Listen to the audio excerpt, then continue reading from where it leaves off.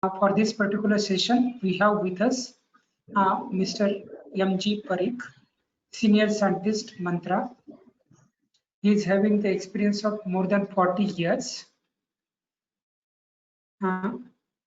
He done the graduation from the textile school of Mantra itself and later on joined the Mantra.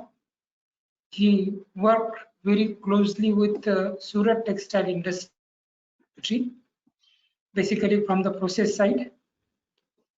He handled so many research projects sponsored by Ministry of Textile.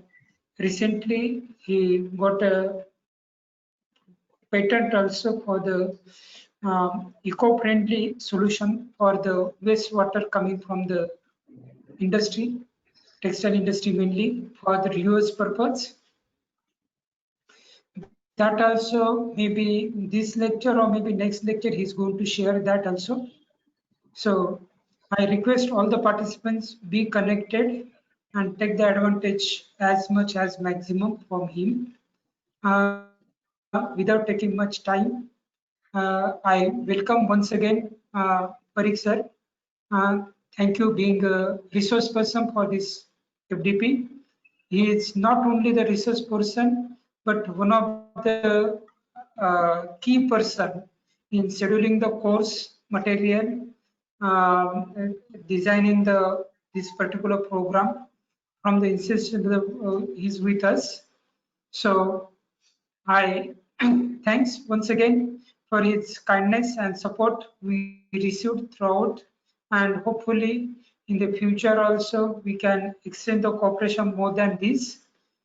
Thank you very much once again, sir, and you are welcome for this particularly 5 days FDP. From the first day you are with us, and now as a resource person you are sharing your experience with the participant. Sir, please, you can start your lecture. Yes.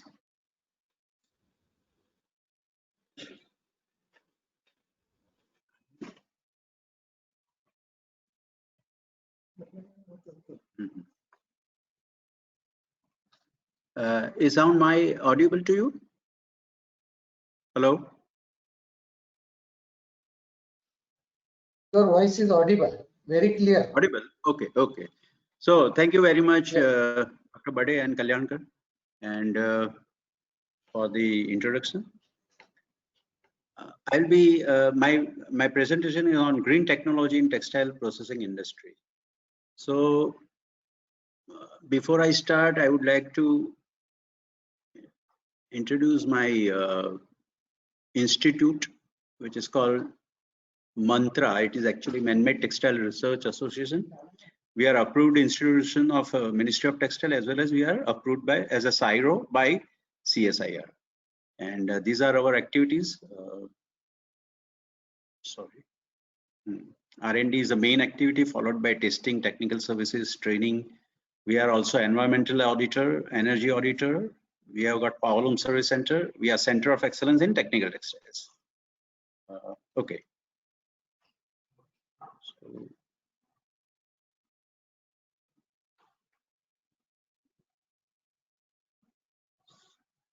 I think this is skipping the slides. Yeah. Okay. So textile industry, it's a very complex industry. Several processes are there. You have gone through the spinning, weaving, and a bit of basic about processing. It involves several machines, and it consumes electricity as well as thermal energy. Process sequence differ from fiber to fiber, and particularly in processing, which is also called as chemical processing, the dyes and chemicals are used that creates water pollution and generates solid waste. So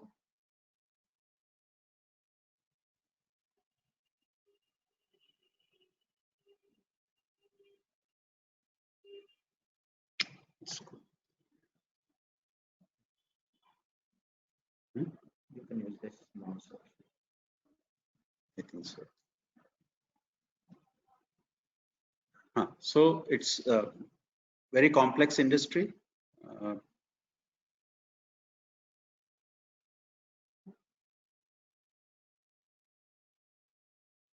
You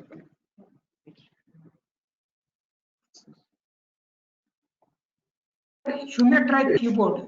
Keyboard might be better. No, it is. This is the second slide. No.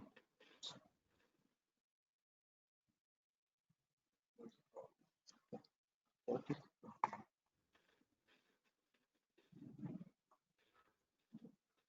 this is the second slide. Now if it is changed,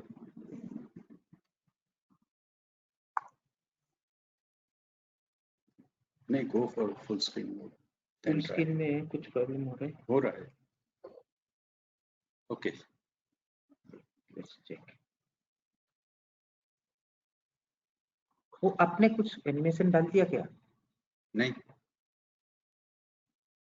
एक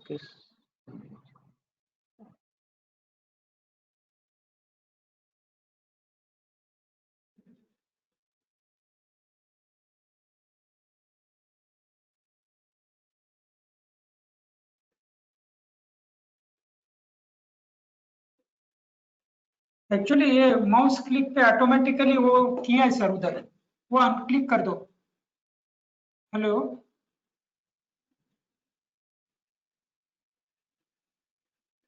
हाँ परीक sir, हाँ आप right side में चले जाना, add on slides में ना automatically वहां अनचेक कर देना, ऑटोमेटिकली आफ्टर 15 सेकंड. या ये ऊपर वाला थोड़ा सा अपना कर्सर है उसके ऊपर, वो स्लाइड एड ऑन स्लाइड्स.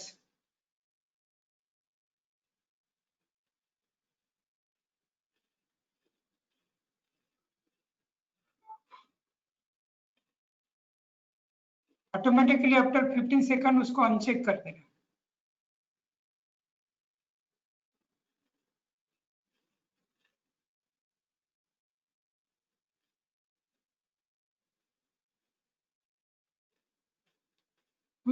वो अनचेक कर दो automatically after 15 slide.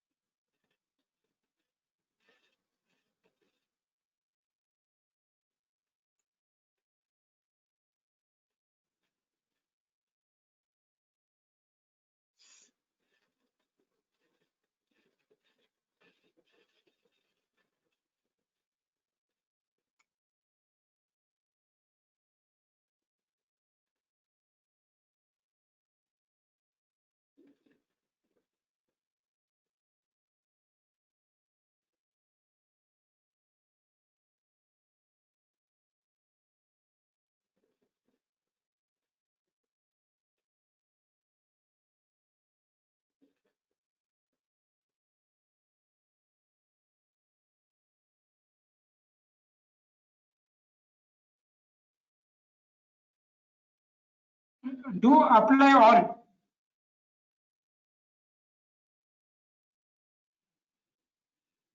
Apply all side में, हाँ.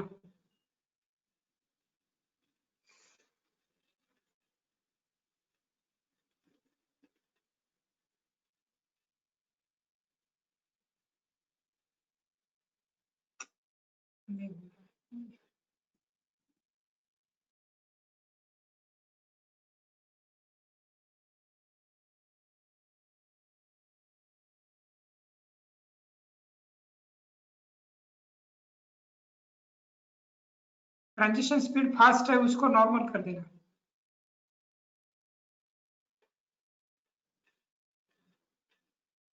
and apply to all.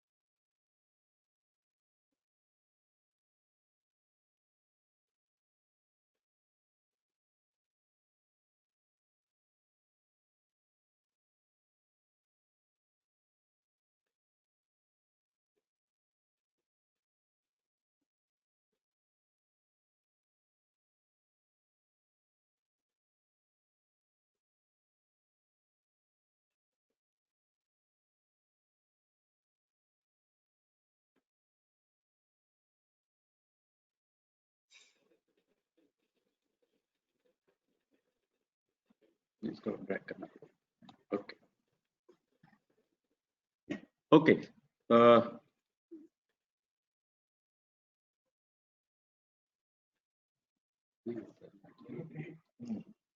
Okay, next.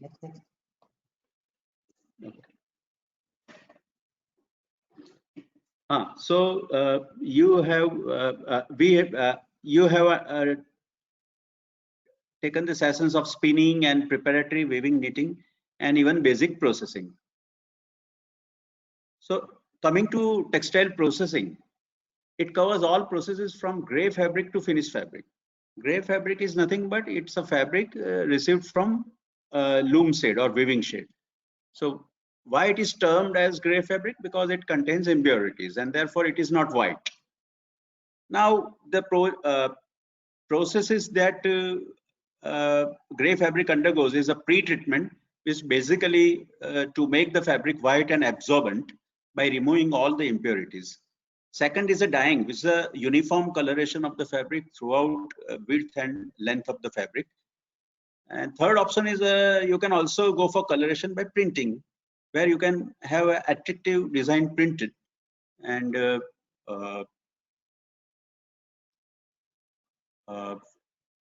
always dyeing and printing is followed by finishing, which is nothing but impartment of some good handle and feel to the fabric. So, but all these steps involve water, dye, and chemicals, and it also uses energy for heating to run the machines as well as to heat the dye bath. So it generates huge amount of wastewater as well as it consumes a lot of energy. So these chemical processing or wet processing is also called as wet processing, is a highly polluting process, you can say, and we have to do something about this for imparting the sustainability to the process. So what is the term sustainability? Sustainability is nothing but it is the process or product which helps to protect the environment. Your process is such that it does not harm environment or it harms very little, so that it is conserved for future generation. So sustainable, to make your process sustainable, we have to check the points where unsustainability lies in the processing. So these are the points of concern. One is a intensive use of water for washing, chemical dissolution, dyeing, printing. Everywhere you find water. Consequently, the textile effluent contain excessive amount of unfixed dyes and other related auxiliaries. Utility of toxic and non-biodegradable chemicals. So this is also a point of concern, because when you use chemicals, need to know whether it is toxic or whether it is going to harm the environment. Use of non-renewable energy sources during production of textile units. So generally, all textile mills basically use coal and lignite and fossil fuel for heating purpose, and so use of fossil fuels should be reduced. So that is also a point of concern. Now coming to textile sector, there are two sectors you can classify. One is a composite mill structure and one is a decentralized. Generally in composite mill, everything from right from spinning, weaving, processing takes place in a one campus and under one company. For example, Raymond or Welspun or something like that. So Arvind. So and decentralized means every sub process is done in a cluster at different places, just like Surat industry or many other small clusters where spinners are different, weavers are different. So all sub processes and processes are done in a under different roof. So that is decentralized sector. So process fabric undergoes pre-treatment, that is covering, bleaching, even pre-shrinkage in synthetic textile, which is more prevalent in Surat industry. Heat setting again is for synthetic fiber fabrics. Weight reduction, that is again for polyester fabrics. Then dyeing, when you want to color a fabric all over the surface, and printing and finishing. So these are the processes. Now we come to pre-treatment. Pre-treatment is removal of all impurities. Now, as you know, that warp yarn is sized during pre-weaving stage. So yarn preparatory stage. So it is a impurity for processor. So it has to be removed. Otherwise, your fabric is not absorbent. So removal of size from warp yarn is desizing. Scouring is removal of all impurities from fabric. Bleaching is to destroy color, whether it is having some color, then bleaching destroys it and make the fabric white. Optical whitening is to impart extra whiteness to the fabric. So that is also a treatment with some optical whitener. So in a batch-wise process, these processes are done in a dyeing machine only. All treatments are done in a dyeing machine. Now, dyeing is the application of color to the fabric, uniform all points of the surface. It contains dye, auxiliary chemicals, and it ultimately transfers dye from water medium to the structure of the fiber. Heat energy is applied to dye bath, which increases kinetic energy of the dye molecule, and ultimately it travels from water to fiber structure. Printing, generally we find screen printing as a mostly used technique. A thick printing paste is prepared. So this paste is prepared using a gum or a thickener, like starch or guar gum or something like that. And then that paste contains certain chemicals which enhance the printing. Enhance the dye transfer from surface to the fabric. Now screen is a frame in which a closed mesh fabric is fixed. It's just like a bolting cloth. All area of mesh are closed with a lacquer except the design area where mesh is kept open. So printed fabric is immediately dried and then subjected to steam. And under steam environment, heat transfer of dye from printed area to structure of the fiber takes place. And so steam is a must for fixation of prints. This is always followed by series of washing in a continuous washing range. So that is about printing process. Finishing, it generally improves the appearance and feel of the fabric, and it improves the customer appeal. It is just to improve the marketability of the fabric. And in certain cases, technical textile fabrics, some functional finish is applied also, like say waterproof fabric or flame retardant fabric. We have to go for functional finish.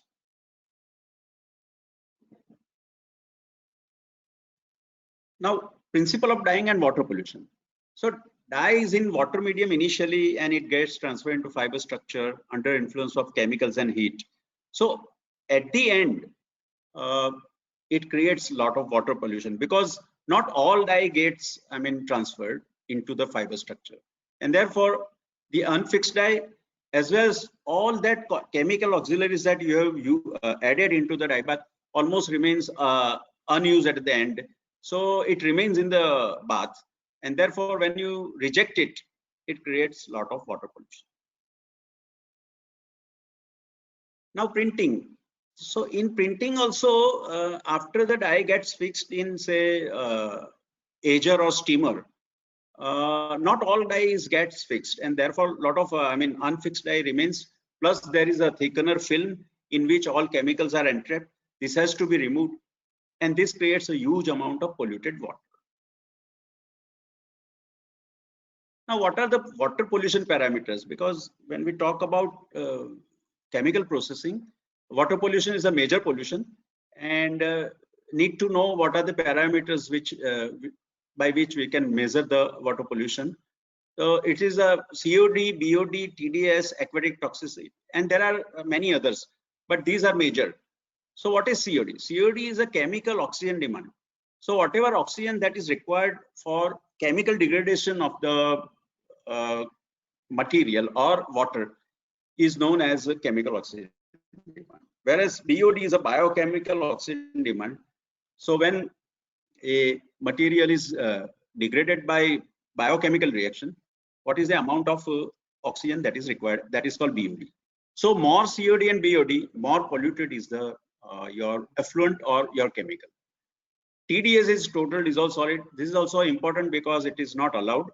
and aquatic toxicity. Aquatic toxicity is very important because in small amount, toxic amount can create a toxicity which will kill fish or aquatic flora and fauna. So that is aquatic toxicity.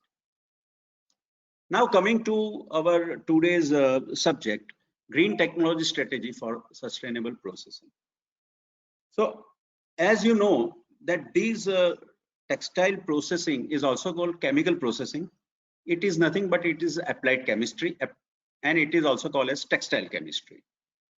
So in order to make it sustainable, you have to apply green chemistry. So you have to use safe and biodegradable chemicals, use of lesser polluting chemicals. So that has to be done in order to make the process sustainable. Pollution prevention technique. It is always, better to prevent the pollution than actually something do about it at the later stage.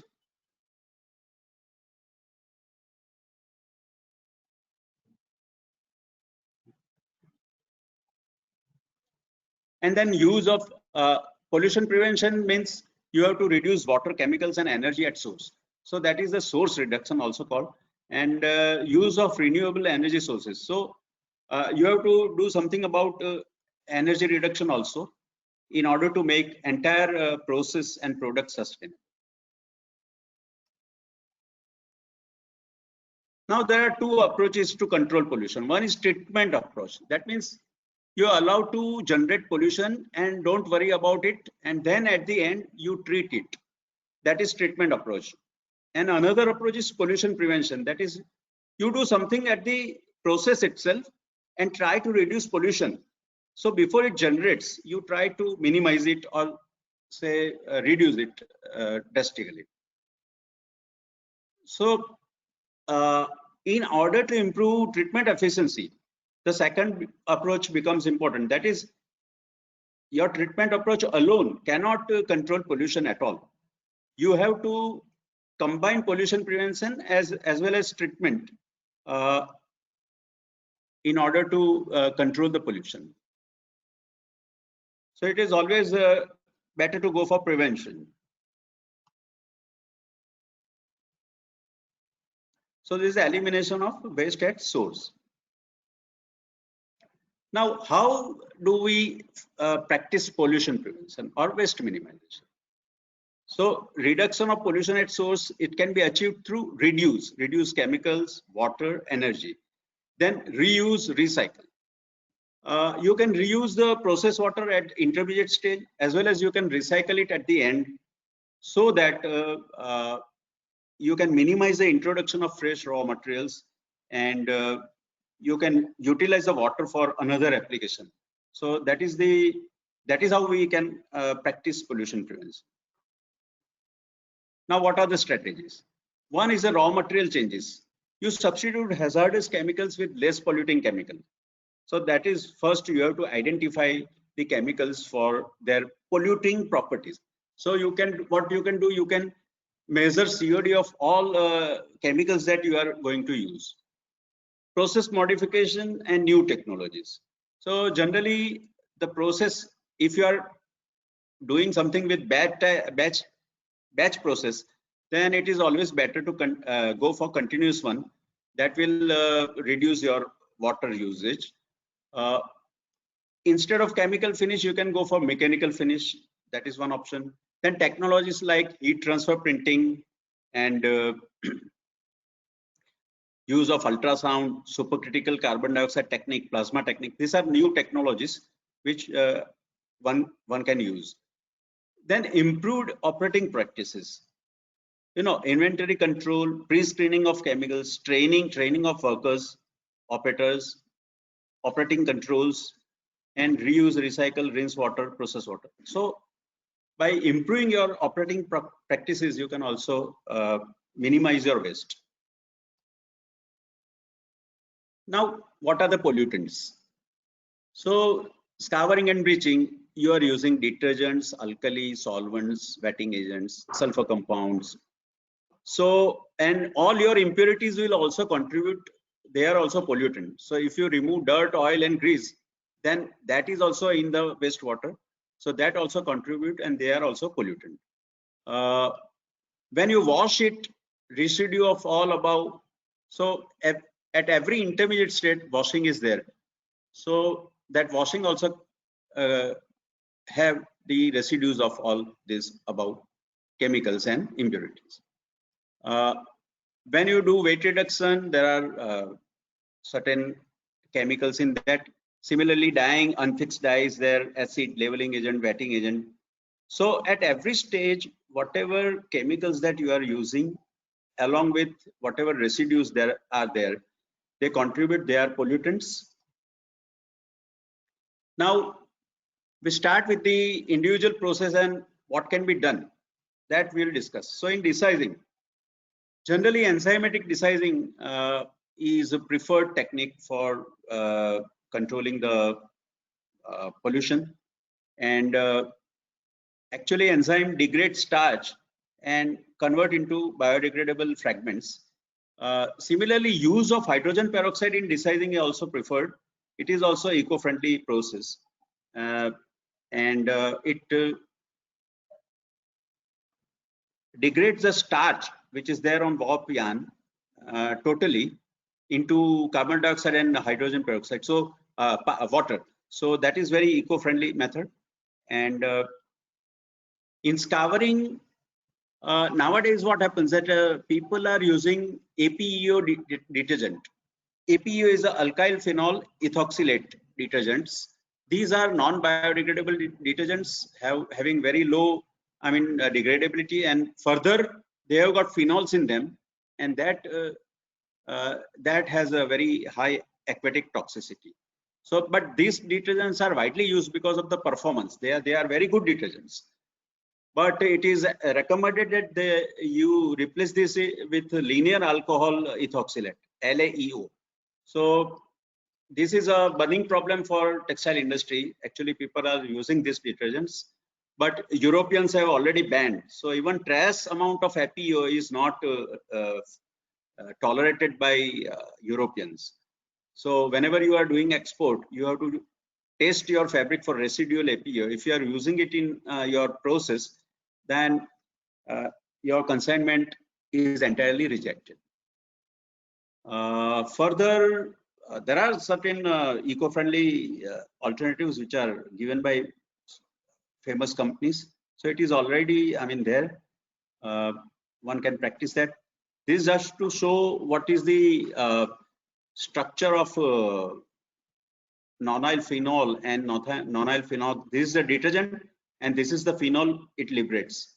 Instead of that, if you can use linear alcohol based this thing, you will get alcohol which is environment friendly. Reduce chemicals. So generally there are in dyeing of nylon and wool and silk, metal containing dyes, acid dyes are used, which one has to avoid, because if the dye is having nickel, cobalt, chromium, lead in the iron, then it is very toxic to the aquatic life. Further, we can use high exhausting reactive dyes for cotton, which is an option. Otherwise, normal reactive dyes is not fixed properly, and 30% we have to waste. Reduce chemicals, yes. Particularly in Surat industry, a lot of nylon polyester fabrics are processed, and even in your woolen and silk industry, acetic acid is largely used. One can replace it by formic, because as you can see, the BOD value of acetic is very high, and comparatively formic is having low. So for pollution load of formic will be very less. Then reduce water. For reducing water consumption, yes, repair leaks, faulty valves. Many times leakages cause loss of water. Turning off running taps, that is also a bad practice, but which we have to take check on that. Turn off water when machines are not running. These are simple things, but if you go to any textile industry, you will find this. The good practices are not there. So a lot of training is therefore required. Recycle cooling water. Everybody is doing actually, because when you cool your dye bath or process bath, your heat exchanger water, cooling water, is a very good quality hot water, and it can be easily reused or recycled. And reuse process water. We'll go into detail of reuse process water at a later stage. Reduce dye and chemicals by recipe optimization. Definitely, if you add something in excess, it will create pollution at the end.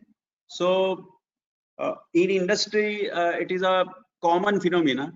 People are trying to obtain deep and dark shade. They use excessive dye beyond their saturation value, and that is a bad practice. So recipe optimization. Sometimes chemicals are added in amount more than required, so that has to be checked. Pre-screening of chemicals and raw materials. That means you need to know the COD value of all your chemicals and try to replace. If you can substitute it, it's better.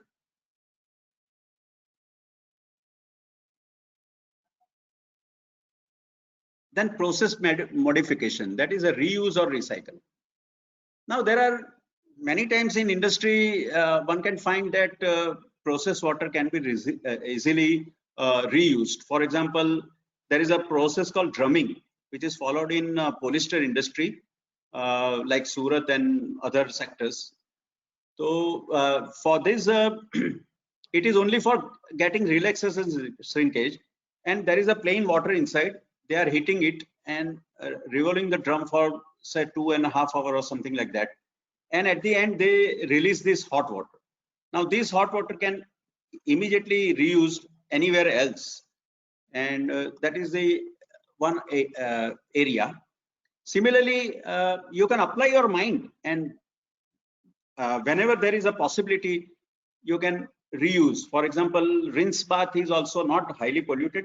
That can be used for scouring next batch, then reuse of weight reduction bath, reuse of moisturizing bath for wet dyeing.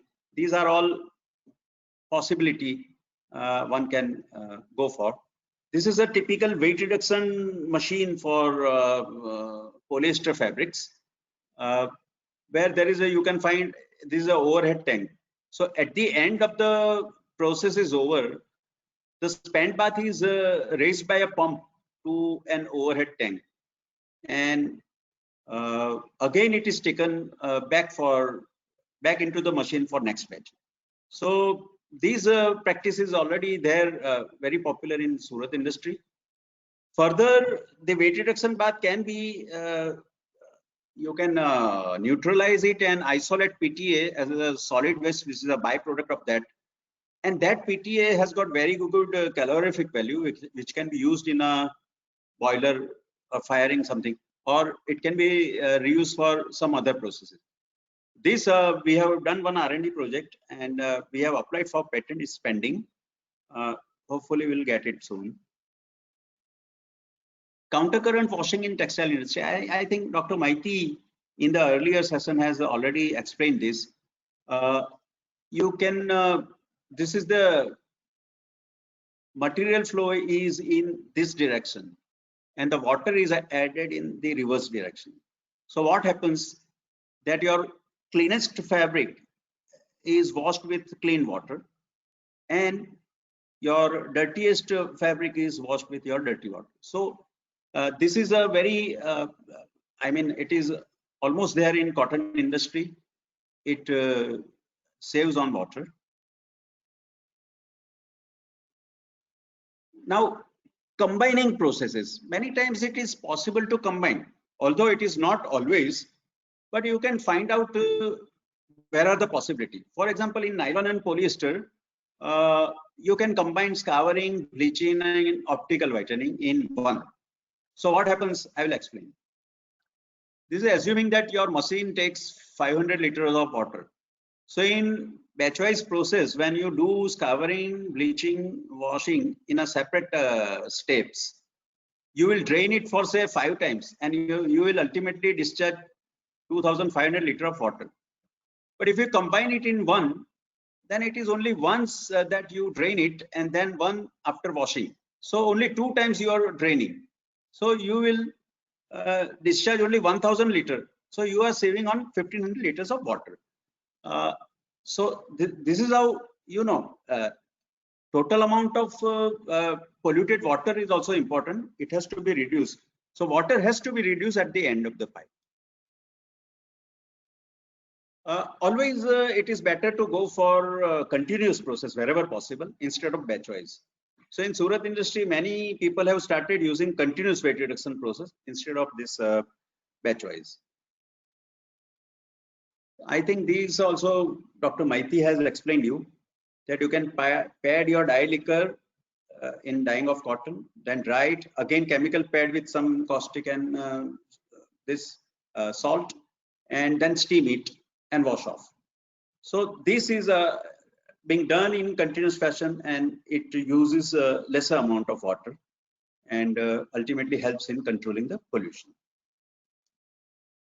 Similarly, continuous dyeing of polyester is also possible, where you pad with the dye solution here and again dry it at 110 or something, and then fix it at 180 to 210. Then it is continuously washed and it is dried and then batched. So this is also a it saves a lot of water, because in batch wise on each stage you drain your bath, and here it is being done in a continuous fashion. So naturally there is a lesser amount of water is being discharged. Now process modification, there are certain techniques by which we can reduce the water and pollution can be controlled. One such introduction is air jet dyeing principle in dyeing of polyester. Then pad batch dyeing of reactive dyes on cotton. Many people in small scale industry, they go for batch dyeing of cotton in jigger, but instead of that even if they simply follow pad batch, then that will also save on water. Automated chemical and dye dosing system. Now this is a relatively newer approach. It also saves on chemicals and dye, reduces the wastage of chemicals and dyes, and further there is a very good process control by automation, automated dosing. Continuous dyeing of polyester and cotton, we have already seen this. Recycling of rinse water. Rinse water can be easily recycled. That also we have seen. Right first time dyeing. Right first time dyeing approach is very important, because many times, you know, the shades are not attained in a one shot. So in that case, people go for stripping, again re-dyeing, and that unnecessarily creates pollution. So right first time, that is a one shot dyeing, that approach has to be done. For this you have to be very good, I mean you should have good operator as well as trained operator, and your recipe should be optimized and so. Now coming to dye bath reuse and recycling. Now this is a technique where exhausted dye bath at the end of dyeing is not drained off, but instead it is collected in a separate tank. After proper reconstitution, it is reused for subsequent batch. So this is not always possible, I tell you. But in polyester dyeing, what happens that after dyeing is completed, your dye bath has a very little amount of unfixed dye, plus it has got all chemicals which are required, and further your dye bath when drained, it is almost having say 95 degrees centigrade temperature. So in dyeing of polyester, dye bath reuse technique is possible. This is the project we have done 20 years back. It's I mean Mantra has done a lot of work on this, because your dye bath is already having chemicals and little of the dye. So what you have to do, you have to add certain more dye for next batch and take the entire hot water. So next batch you can start at say 65 or 70 degrees centigrade, and you can save on energy. Plus entire your spent bath is again reused, so there is some 75% saving on water. Further, you are utilizing chemicals which are not, I mean, they're not drained. So there is a lot of chemical saving, as well as 5 to 6% of the dye saving is there, and energy saving is also there, water saving. This is a fantastic technique that we had worked many years back, but people have implemented this technique not for real dyeing, but for some other processes where they found it very easy. So it is now being implemented in Surat industry. It was a very simple. There was a overhead tank, and we lift the drain. Instead of draining, we lifted spent bath to the overhead tank. Calculate, measure the remaining amount of the unfixed dye, add the required dye, more dye, and then again take these to the machine, where you will get a bath which is having a 65 to 70 degrees centigrade. You save on energy, you save on chemicals, and there is a pollution reduction also, water pollution reduction. Even Mantra has done something on this dye bath reuse in dyeing of polyester. Sasmira has done one project on reuse in reactive dyeing. What they have done, they have settled the unfixed reactive dye by some technique and reuse the spent bath, which is containing high amount of salt. So they have also done something. Similarly, you can use rinse bath. When fabric is rinsed after dyeing or scouring, that rinse water is having very less amount of chemical, and that water can be reused. Now we come to certain new technologies which have come up. One is airjet dyeing. This is a machine developed by Then. Then is a German company, and now they are jointly working with a Chinese company. They have introduced this technique. It's a patented technology, but in this technique, what they have done is they have utilized the air pressure for the flow of the fabric, and I will show you the figure will itself show the technique. What are the advantages? In this machine, the dye bath remains in the bottom. It is a very less amount of the dye. Otherwise, you have to fill entire machine. That will require huge amount of water, and it will consume lot of energy while heating. And not only that, the chemicals are being added in grams per liter mode. So whenever your water is high, I mean amount is high, large amount of chemicals are also required to maintain the concentration. So, but instead of that, what they have done, they have kept the liquor at the bottom in a separate container, and from there they introduce it in the jet of the machine, and actually compressed air is also simultaneously entered into the jet, so creating a spray of this dye solution in the jet. So that is when it is sprayed in the jet under pressure, the dyeing takes place. Otherwise, your fabric is moved by that airflow, and it is kept at the bottom. The one end of the fabric is always lifted because of the suction of the this thing, because of the force of the air, and so it is an air jet machine. It utilizes very small amount of water and a high concentration of the dye with chemicals, and so there is a lot of advantage of using this machine. So completely separated circuit for liquor circulation without getting in touch with textile. Otherwise, your entire machine is loaded with water. Instead of that, only small amount of water, which is actually separated from the main circuit, and then it is almost bathless dyeing operation, because there is no bath. Your fabric is never, I mean, it's never dipped inside the water. So extremely low liquor ratio. So for your given loading of fabric, very small amount of water is being used. So it consumes lesser energy, and so I mean, and therefore ultimately it has a very low pollution load, and it is a highly, I mean, economical, and economical in the operating cost is very less, and there is a very good saving on this energy, water, chemicals, all, and therefore it is eco-friendly machine. This is a new technique, and it has already been installed. These machines are installed in even in Surat and even at other places in India. So this has, I mean, revolutionized polyester dyeing.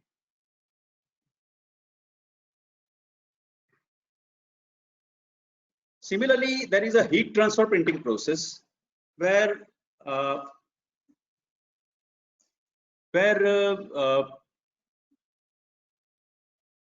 it is a very important development in printing of synthetic fibers, and it is also known as sublimation transfer printing.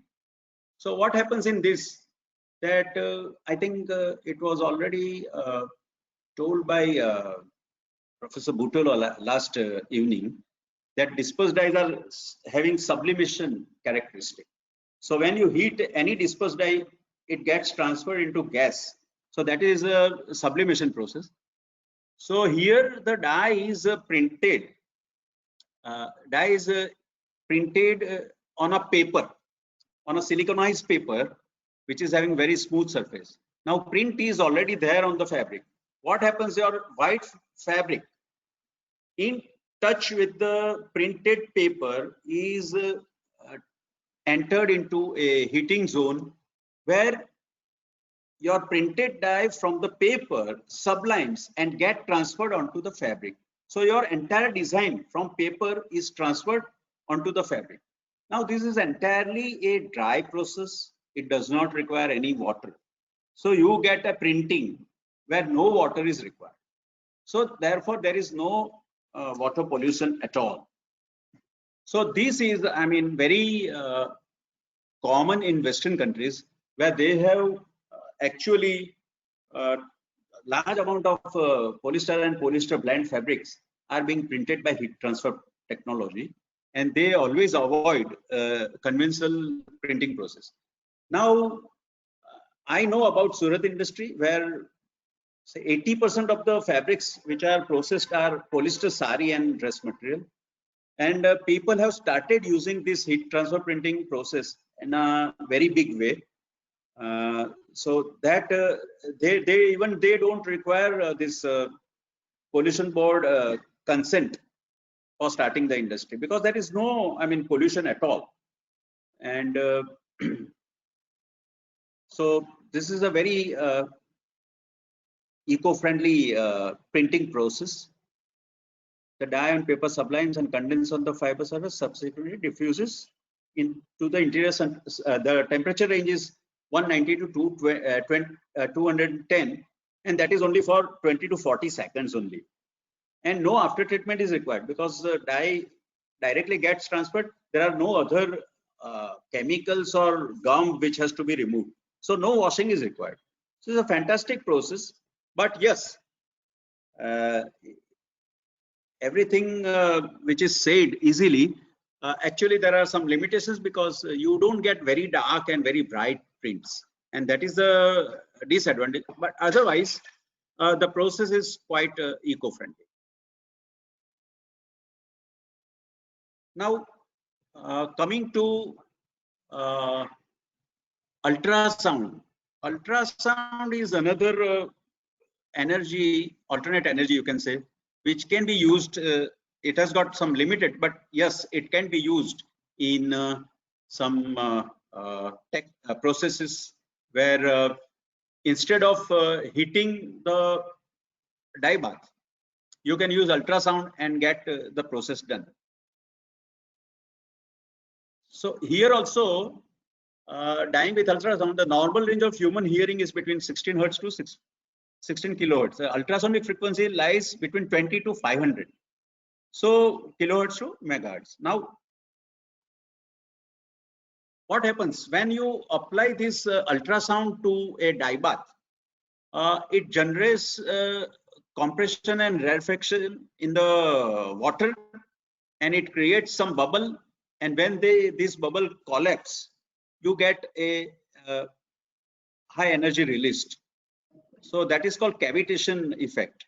And this phenomena of bubble formation and collapse, known as cavitation, is generally considered responsible for most ultrasonic physical and chemical effects observed in solid liquid or liquid liquid system. So this can be we have done one project on ultrasound in dyeing of polyester, and when although we have not succeeded to a larger extent, another similar project was taken up by Atira, that is Ahmedabad Textile Research Association, and they have done it experiment on direct dyeing on cotton, where they have succeeded in reducing the dyeing temperature from 100 degree to say 55 degrees centigrade. So what they have done, they have in the jigger they have introduced a transducer which operate at the frequency range of 20 to 40 kilohertz, and heating because of the existing conventional open wet dyeing machine has to be modified, and heaters have replaced, and 3 electric heaters of 5 kilowatt was introduced. So this machine, the jigger machine, was operated with the ultrasound on, and it was heated only up to 55, and dyeing was carried out at 55, where you get a 100% fixation of direct dye on cotton. So this was the parts dyeing section, the machine control panel, the ultrasonic generator section, and tube resonator. So actually generator is kept aside, and a tube resonator is introduced inside the machine.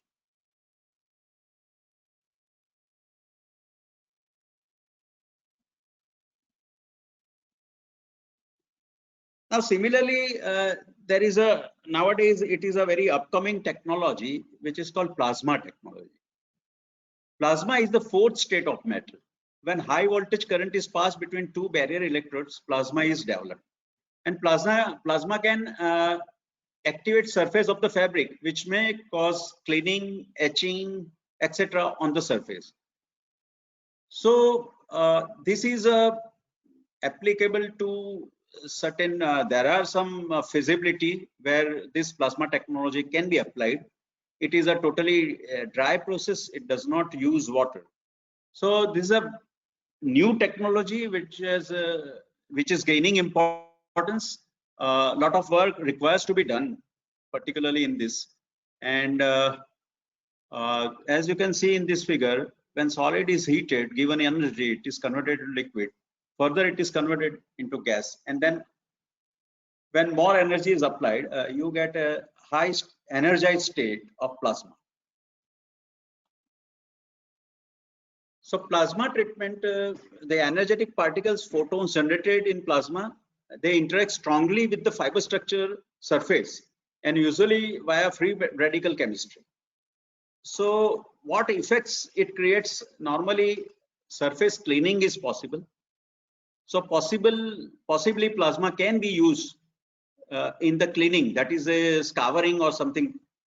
It can remove, it has potential to remove some impurities. Then ablation or etching. Etching means it will make the surface slightly rough at a micro level, so roughness at the micro level. So this we have under one R&D project which was taken up jointly with the IPR, Plasma Research Institute of Gandhinagar, and they have developed one small machine of plasma where we took the experiment, and it was basically for increasing the coating adhesion on the technical textile fabric.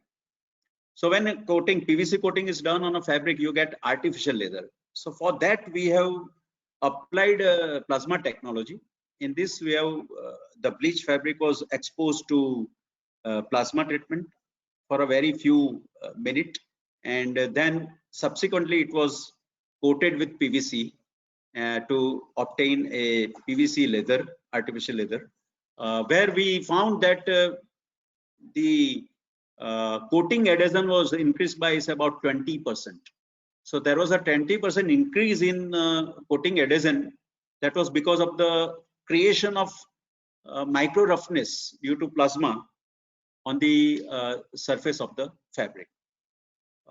Similarly, we are also having a very commercial level plasma machine, which has already been installed by IPR at Mantra, and we have submitted one project where we will be studying the effect of plasma on various textile fabrics and how we can exploit this technology for further, I mean, how to expand this technology in the benefit of the processor. So it is already, machine is already there, and we have applied for a R&D project, which is for the approval of DST, Department of Science and Technology, and very soon we'll be able to start on that. So, but it is a air plasma system, atmospheric air plasma system, and we will be exploiting what are the effects of this plasma in different fiber fabrics, and ultimately how industry can be benefited by this.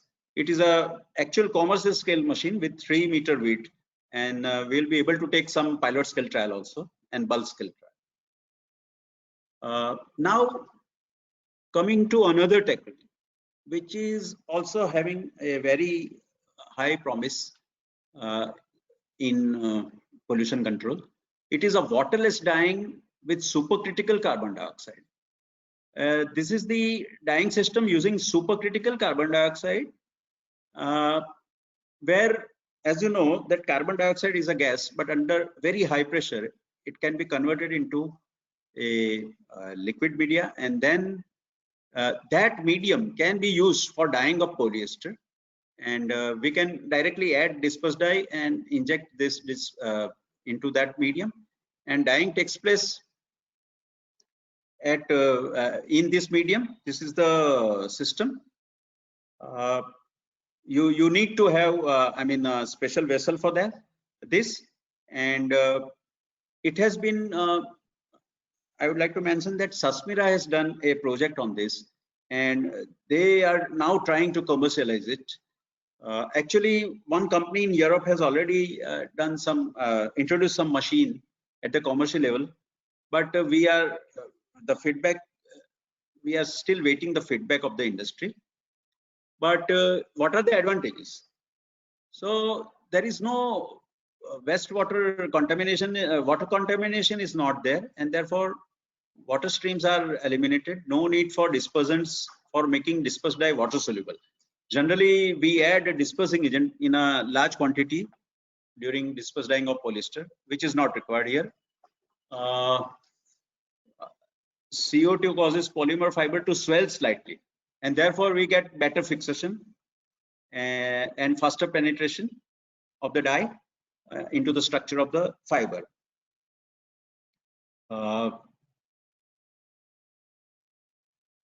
So faster mass transfer is there, and it is a very ecologically good, harmless, non-toxic, and non-explosive. So conventional dyeing energy requirement is higher. Energy requirements are only around 20% of the conventional. Then large quantity of waste stream are generated here. Nothing is generated. Whatever dye is unfixed is recovered as a powder. The batch time is also very long because you have to again wash it, reduce and clear it. So that is eliminated, and so it's a new technology having a very high promising this prospects for eco-friendly dyeing. Now we have talked about how to reduce pollution in terms of chemicals and dyes and water. Now what about energy? Energy is always, when you save amount of water used, you always get some energy saving. So that is always there. So by process modification and by machine modification, by technique modification, you can save on water. Ultimately, it is reflected in energy saving. But nevertheless, there are some engineering aspect of also of energy saving and energy efficiency. How to increase that? So here I will show you some slides. Although this subject is going to be discussed in depth by our next speaker, Bhavdeep Shah from Mantra, and anyway, because without reducing energy, I mean sustainability cannot be achieved. So I cannot miss this part. So here I have shown what is the share of total thermal energy usage and way to reduce the losses. So if you avoid over drying, you can save on this wastewater loss, recovery of waste heat release from equipment. By improving the insulation, you can reduce it. So these are the condensate recovery and all this. Then combining scouring and bleaching, you can get that I have already mentioned. Heat insulation of high temperature dyeing machine. It will save on fuel saving.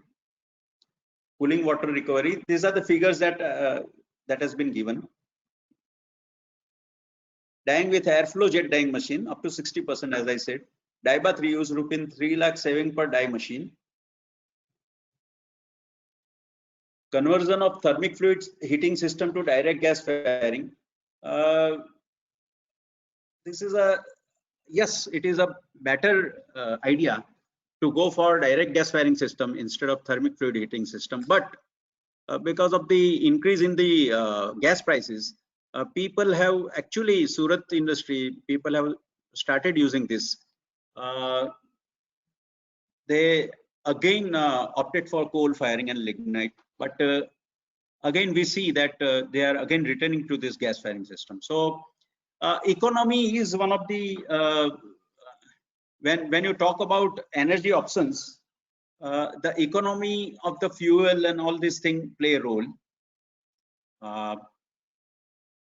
Introduction of mechanical dewatering. This is also an important technique where you can save something, particularly in stanter. Before the fabric enters the stanter chamber, you can go for mechanical dewatering where you can save on 13% or something like that.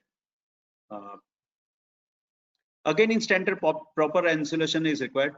I think Dr. Bade is going to give a talk on detail on stanter. So I leave this stanter aspect.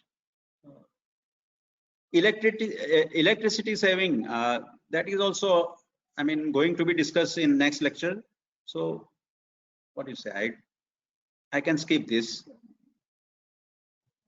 Efficient removal of water using heavy skizzing in balsa. That is also vacuum impregnation. Squeezes out air from the cloth and provides better dye and chemical impregnation. 60 to 65% fuel saving compared to conventional system.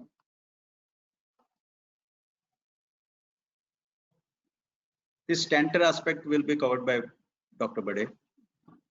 Foam application, yes.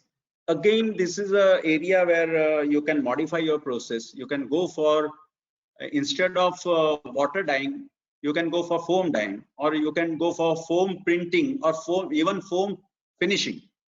So when you create a foam, there is an increase in the bulk, and relatively there is a less use of water. So special foam generators are required for this, where you can generate foam in a dyeing padding liquor and apply that foam via padding technique. That will save on huge saving on energy is possible. This is again a technology which was tried by Atira some years back, and so it is also a very good technique. But again, you need to have, when you apply foam, you need to have a very good padding mangle, and the surface of the your mangles should be very accurate and to get a uniform result. Use of solar energy for desizing and scouring enables almost. This is also solar energy has also been tried by. It has started. Some weavers in Surat area, they have already used it. Processors are also, they have shifting. They are having solar energy based captive plant, and that is also energy of future. Boiler and steam system, that I will also leave to Mr. Bhavdeep.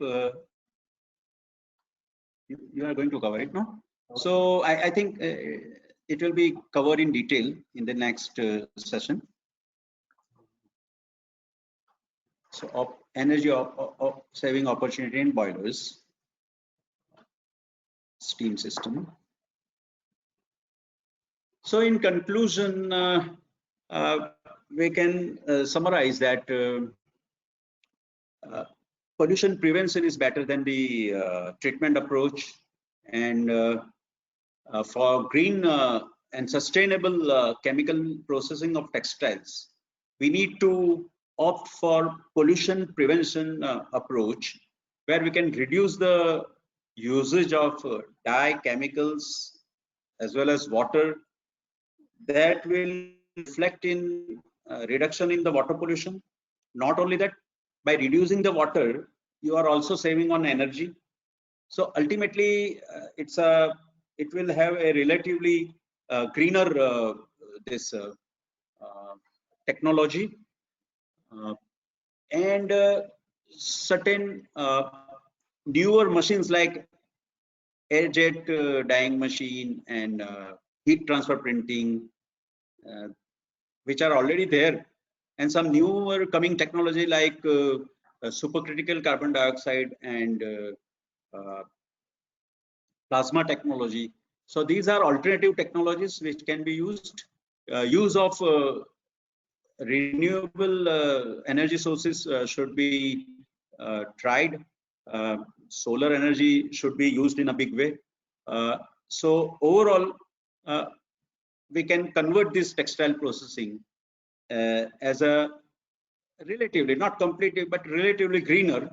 And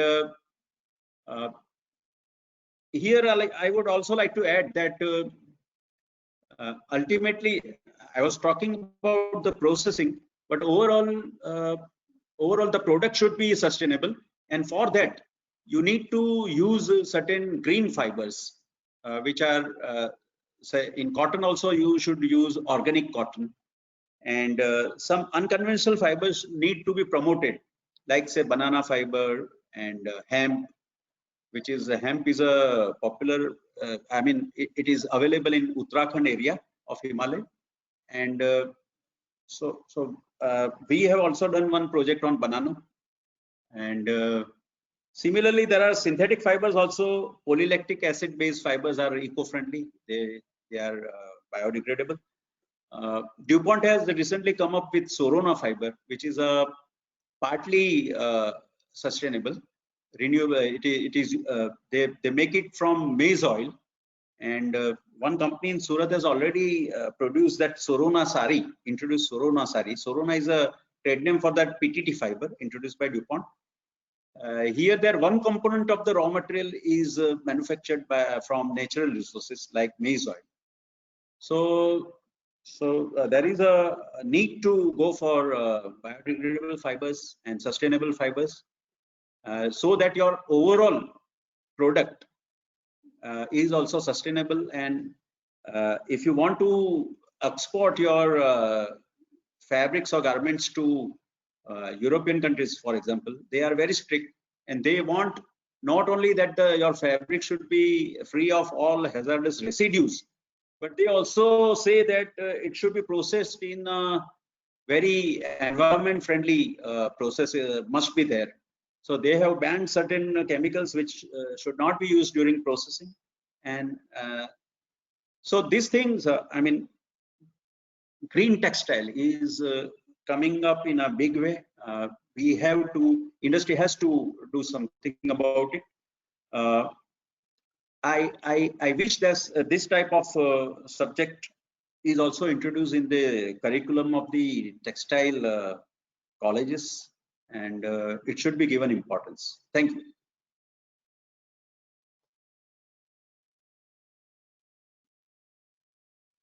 Thank you very much. I think now session should be open for question answer. Yeah, thank you very much, sir. Really, there are very good comments coming out of question box. People are appreciating your lectures. Some are saying as really experience reflects. Wide range of things are covered in this. Parallelly, there are few questions also. So we can take questions because we have a time over here. Yeah.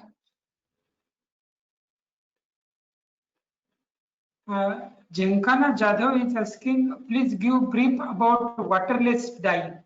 That is also in green technology. Waterless dye. Yeah. That is I have already covered that. Supercritical carbon dioxide dyeing, where Yeah. no water is used.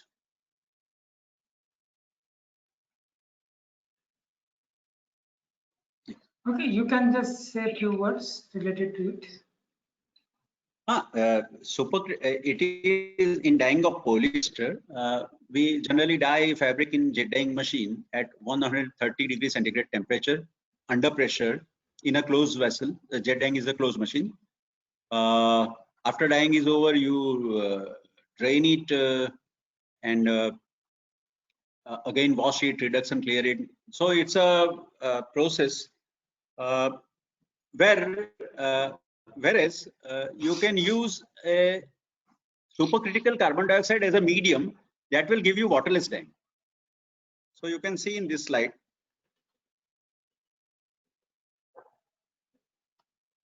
So I have already talked about it.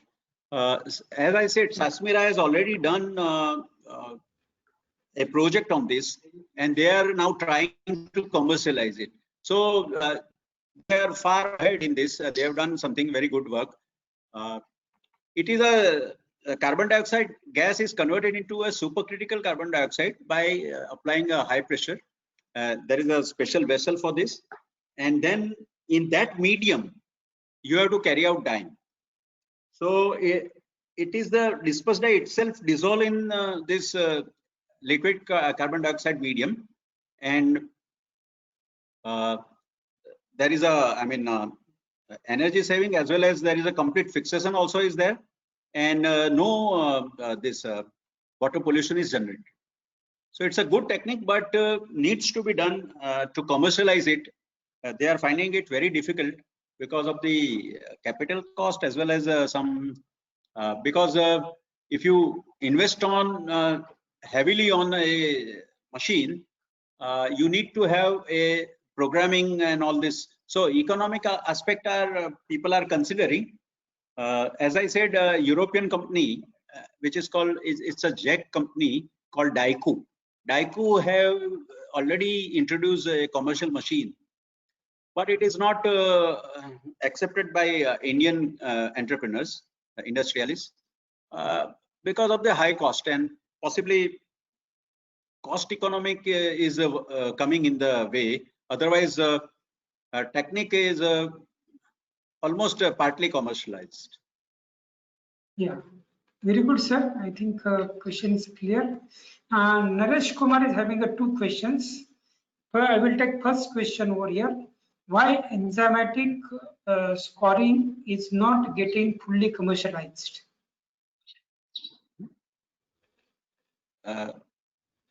Enzymatic scoring is not getting fully commercialized. Enzymatic scouring. Okay. Oh yeah, scoring. Enzymatic. Here again, I mean, enzymes are costly. Enzymes are costly, but because enzyme generation involves a cost, so something has to be done for this. In any enzymatic technique, even we have worked on enzymatic weight reduction of polyester using lipase enzyme. But you know, the enzyme isolation and that technique is very costly. So enzyme cost ultimately is available at a cost, and that is the, I think that should be. I am not well conversant with the cotton technology, but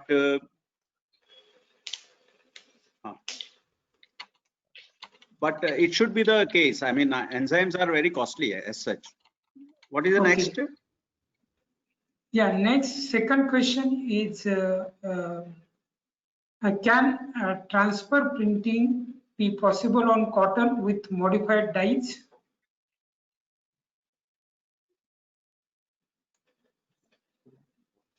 Transfer printing.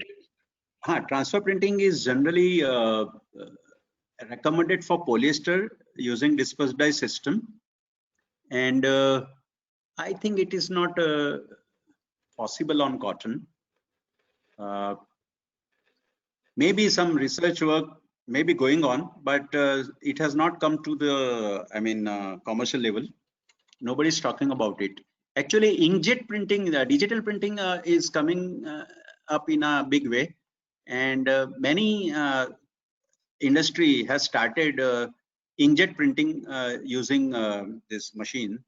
It's similar to our computer printer, and using some certain specialized ink. So inkjet printing of cotton has become now more popular in even in Surat and other area. That is also a fairly, less polluting technique. Yeah, very good, sir. I think these are all the questions from the participant.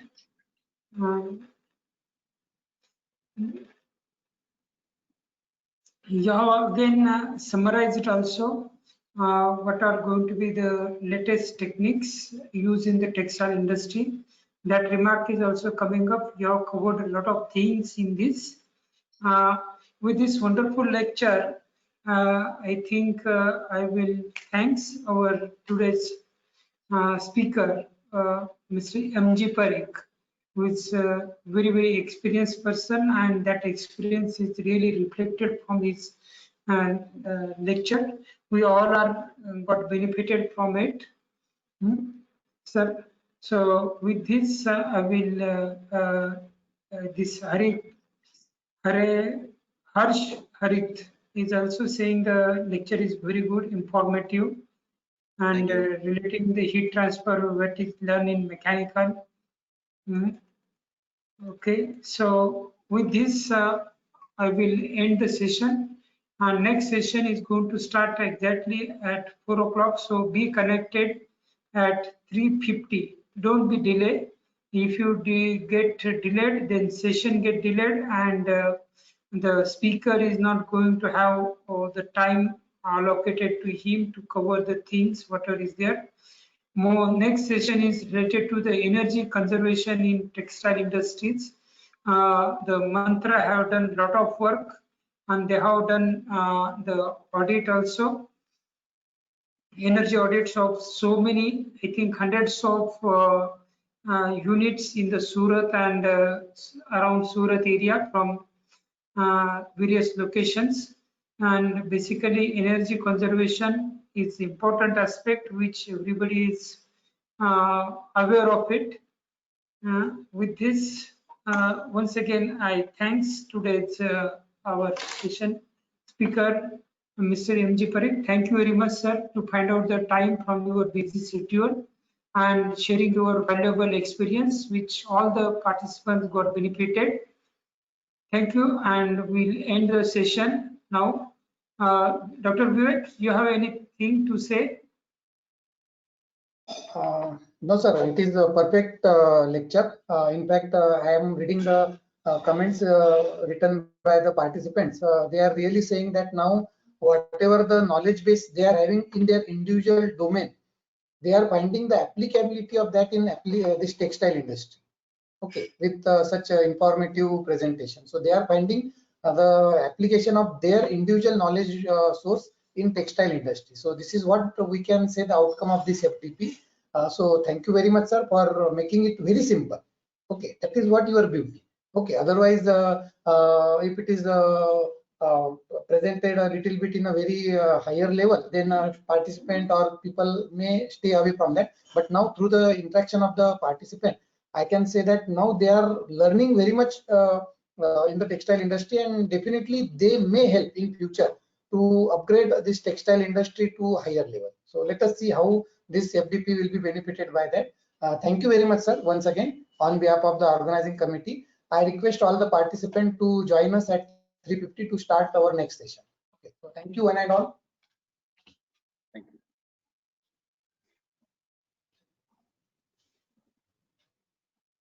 और बताइए।